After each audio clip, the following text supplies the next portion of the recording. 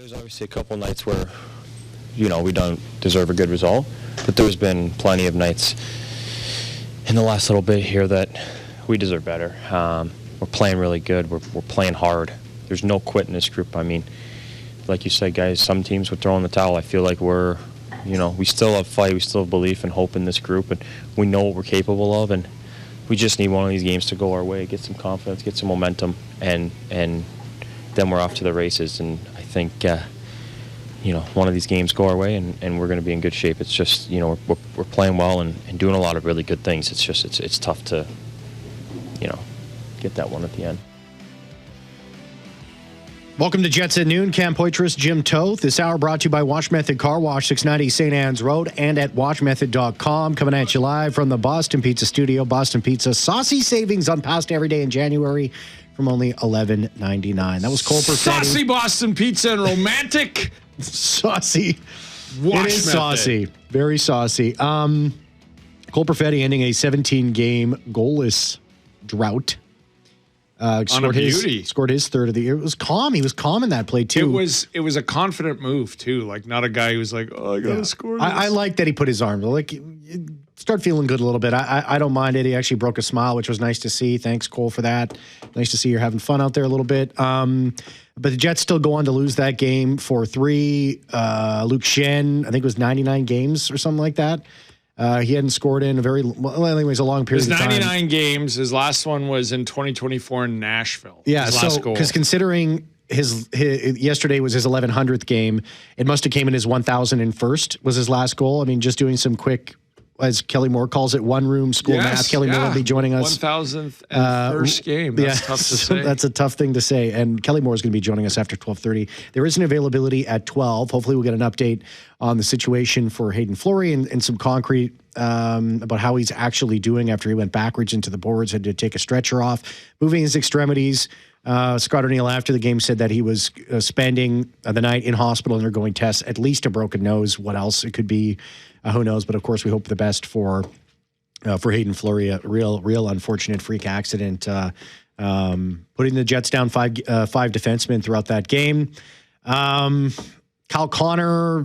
I want to go back to the clip I just played from Cole Perfetti. There's no quit in this team, and I believe that on a surface level, okay?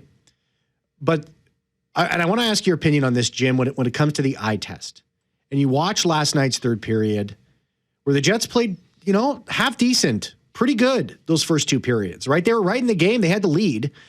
And then things started to get tight.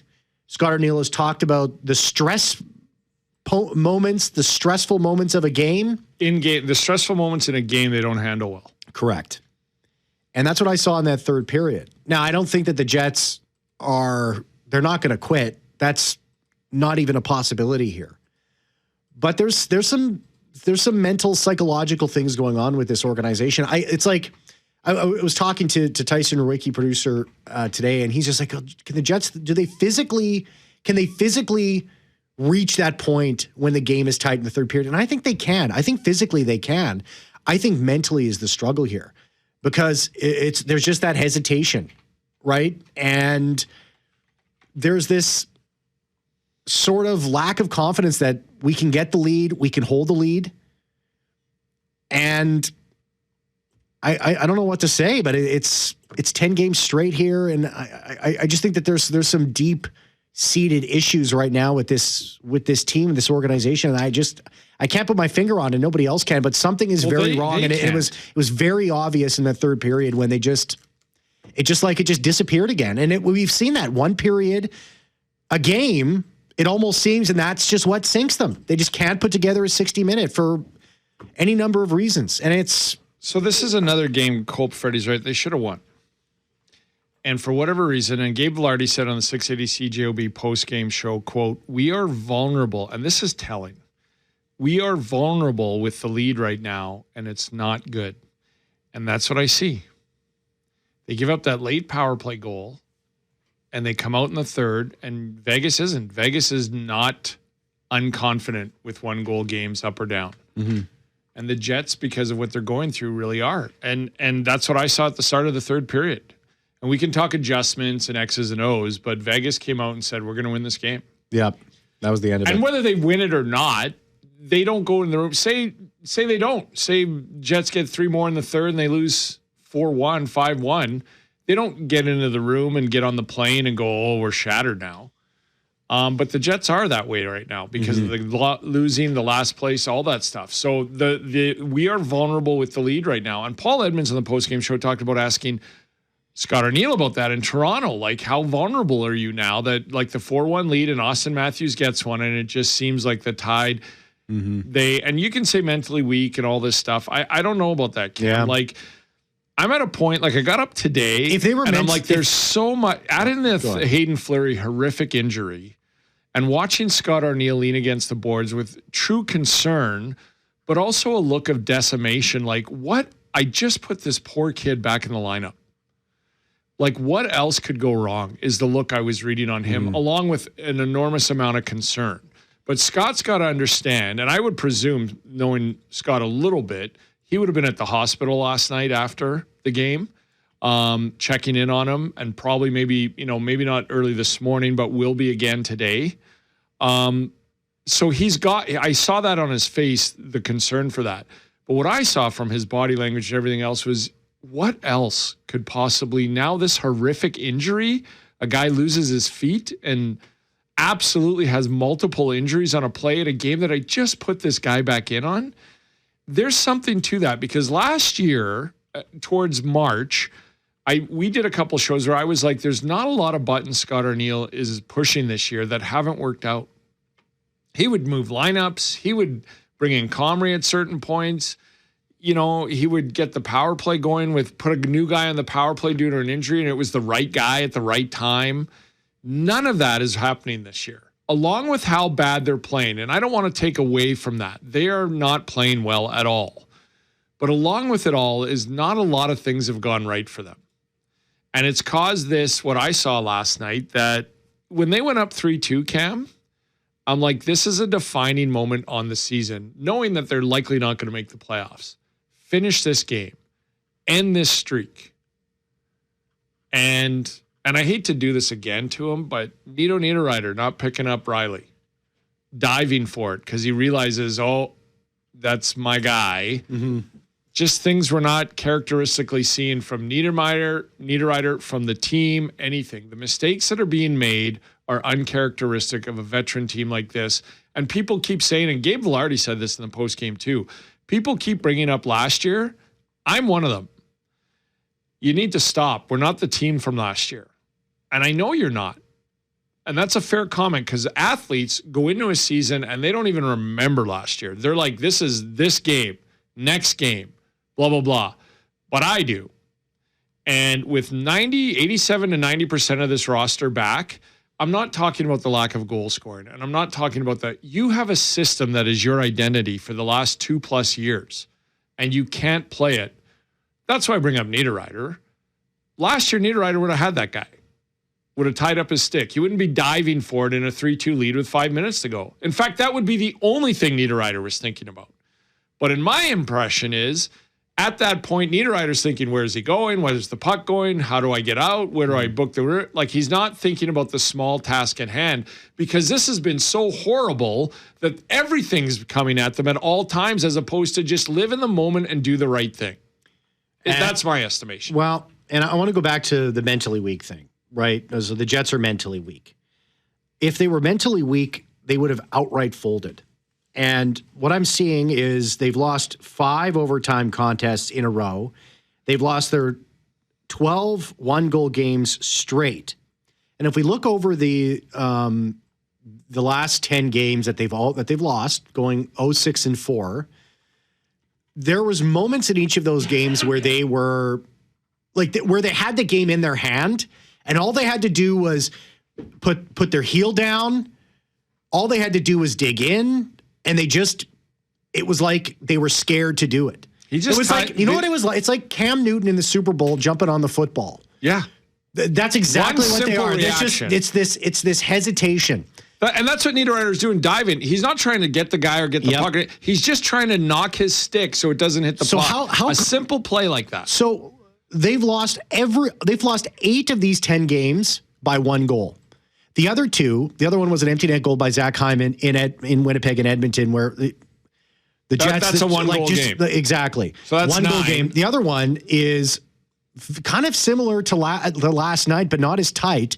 Kyle Connor ties that game up in the third period, right? Midway point of the third period, the Jets take the lead, or the Jets they get back into the game.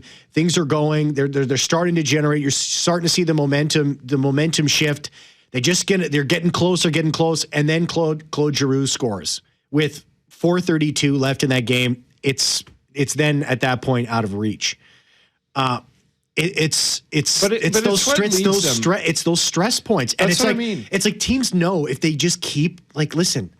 Hey, Vegas last night, they're like, listen, these guys, if we keep pushing them in that third period and things are tight, we'll get them. They'll hesitate, they'll hold back, and then we'll take advantage of it. And that's just what's happening time and time again. And in that Ottawa game, Cam, we can look at that Giroux play, but to me, that wasn't it. To me, it was the play where Stanley got the puck behind the net, turned it over. Somehow it got up to Velarde. Velarde turned it over. It went back to another defenseman. He turned it over. Yeah. I'm not accustomed to that. And we'll go back even further when we were talking Jonathan Toews back in November, and there was the play where Niederreiter lost the puck battle along the boards in his own end. It went to Stanley. Stanley lost it. So Toews comes out of the middle to go to the guy that Stanley lost, and then the guy came right down the middle where Toews should have been. The pass is out front, and it's in the net. I'm not accustomed to 3 mistakes in a row. That's where they lose games. That's where they didn't last year. Mistake being made, and then they recover. One mistake being made, and nothing comes from it because the second one isn't made. Mm-hmm. That's what's killing this team this year for a veteran team. And we can go to the Riley goal, and I can talk Niederreiter. Yeah. That's a play that you pick him up. But those are the plays where the turnovers and the not being able to get out of their own end. I mean, last year, they came out of their own ends like a jet taking off. Smooth transition, blah, blah, blah. They can't get out of their own end right now. They can't get the puck back, and they turn it over all the time. And it is not the Barons of the world. It's the Velardes, the Scheifele last night. I was surprised. I didn't notice him at all. Yeah. And when he did, he fumbled the puck. But he's allowed those games because he's been so good this year. Those are uncharacteristic plays. So for everybody who yells at me, the roster does suck. You're an idiot. They're not a good team. When was the last time you saw the guys that I just named make that many mistakes in a game consistently? You haven't. Otherwise, he doesn't get a 6-year extension for $6.7 million. And Niederreiter doesn't get a 3-year extension because they haven't done that. Here's another big problem, Jim. We talk about it till the cows come home. The Jets, over their last 6 games, on 17 power play opportunities, they have 1 goal. They've given up, over those 6 games, they've given up 8 power play goals against Ottawa and Vegas. They gave up 2. Special teams killing them this year. It's killing them. And it got them to first last year. Their 5-on-5 play was why they were a top 10, top 5 team. But their specialty teams is what got them the President's Trophy last year. And this year, it's what's got them in the last place. Well, and it's how valuable are special teams when it comes to these 1-goal games? I mean, it's everything. It's the difference. And it's been killing them. It's been killing them. I'll go back, even though Velarde doesn't want us to, and probably nobody else does. I'll go back. They miss Nick Ehlers. I don't think they're in the playoffs right now. But he can gain a zone on a power play, which they could not. Could they get in the zone last night in the power play? That's the problem. They could not get in the zone on the power play. And we're talking about Kyle Connor.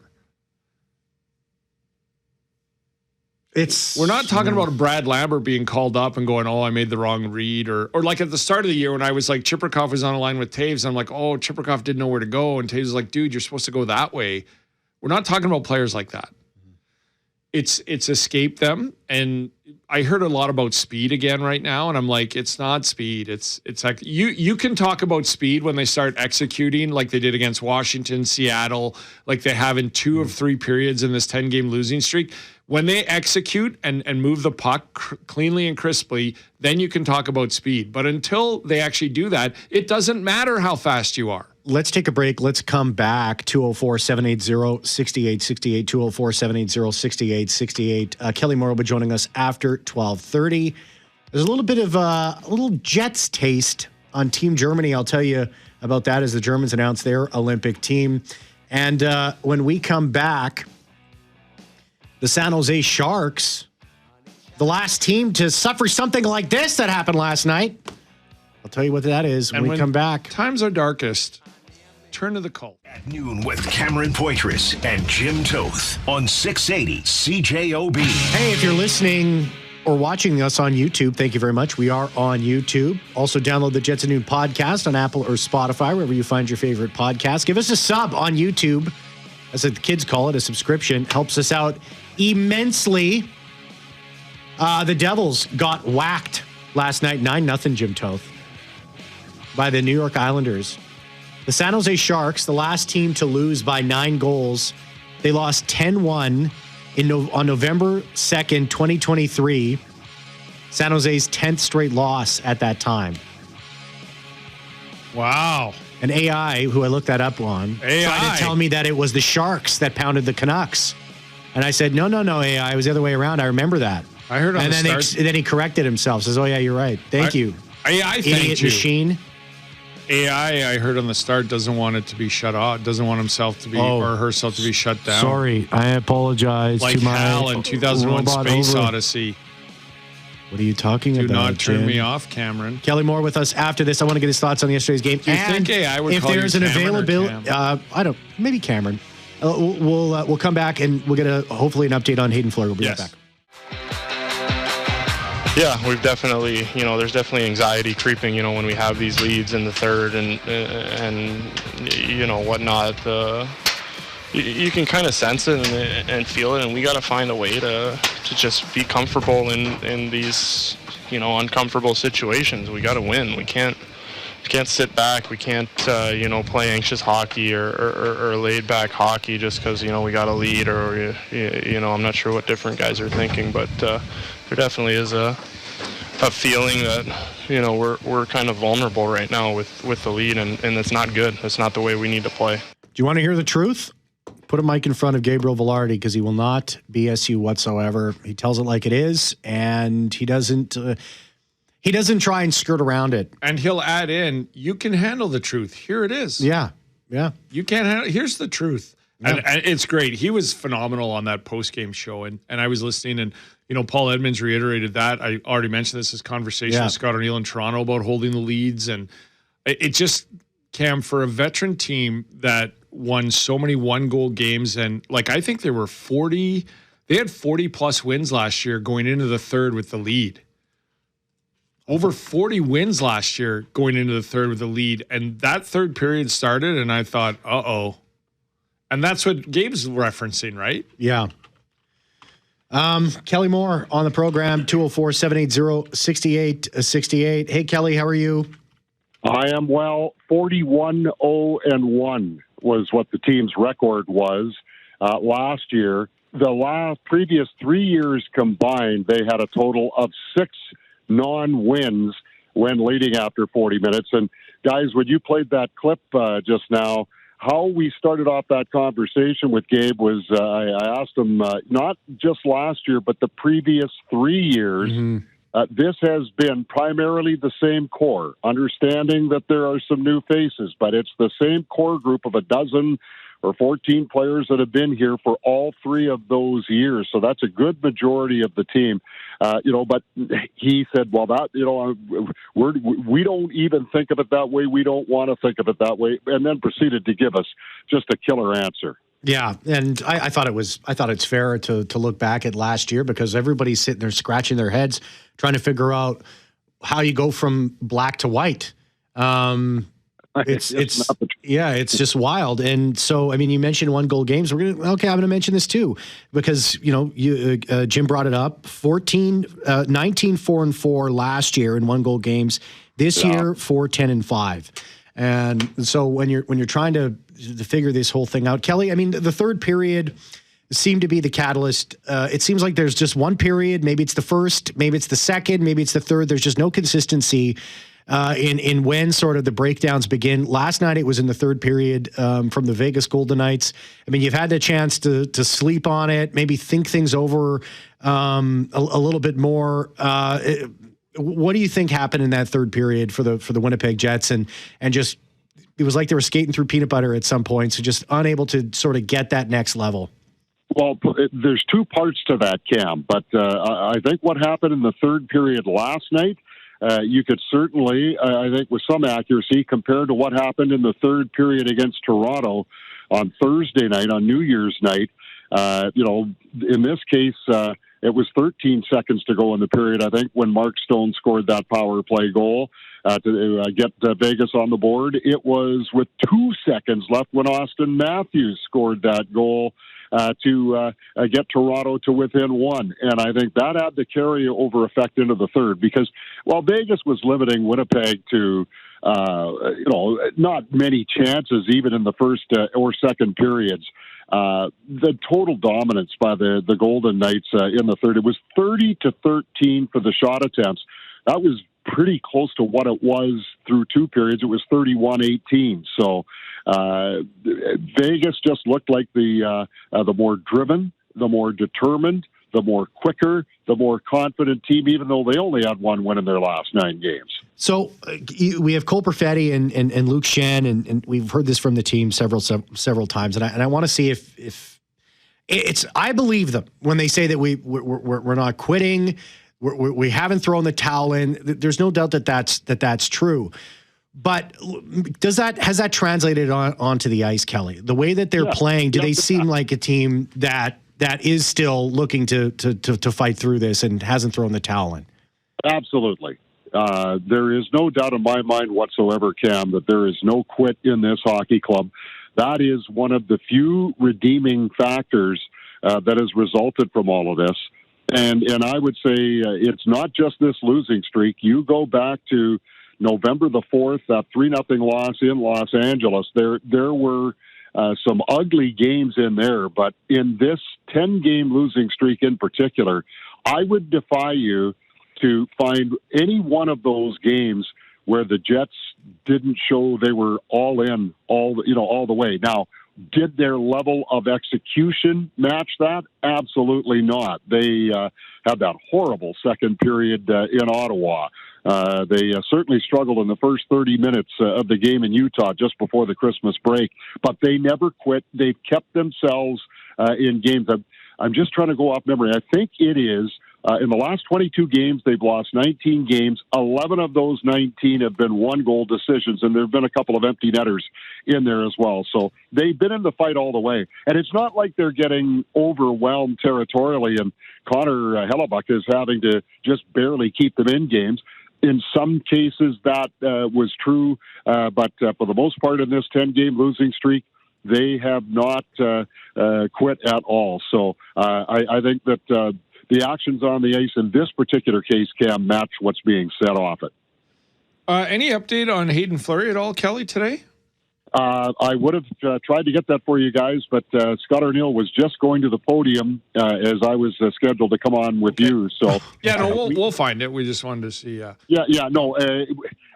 From what I heard, had a chance to speak with Morgan Barron and Josh Morrissey, and it sounds like Hayden is doing okay, but there was nothing official there. So, you heard what Scott Arniel said after the game, where there was a broken nose, and there were some other instances there that required him to stay overnight for observation. But it sounded like, at least, and thank goodness, that Hayden's going to come out of this okay. We're seeing on the text line, we're getting more text. It's the speed.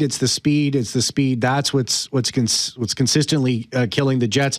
I mean, to me, it's sort of the easy answer as to why things are the way that they have been for the Winnipeg Jets. It was like, I remember a couple of years ago, Jim and I were always hearing about, they need big defensemen. They need big defensemen. That's why they can't win in the playoffs, because they don't have any big defensemen. Now I think it's just transitioned. The new sort of buzzword is speed. That's why the Winnipeg Jets can't win. Kelly, what do you think? Is it speed? Well, I'll tell you what. Are the Edmonton Oilers a quick team, Cam? They're pretty quick, yeah. Now, are the Minnesota Wild a pretty quick team? I think they're pretty quick. Yeah. And Winnipeg matched up very well against both of those teams. So, does Winnipeg have a Connor McDavid type speedster? No, they don't.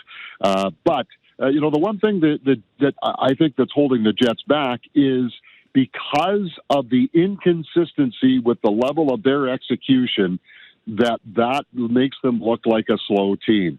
When you stop playing instinctually and you're starting to play, I think it's almost impossible for the team to avoid this because of 19 losses in the last 22 games. All of a sudden you think, okay, I need to make the right play, and it just in that split second of hesitation, that's what makes you look like a slow team. They. Somehow, some way, if they could just find a way to have some success, I think you'd see this team look a lot different on the ice in terms of how fast they play. They're not a bunch of plow horses.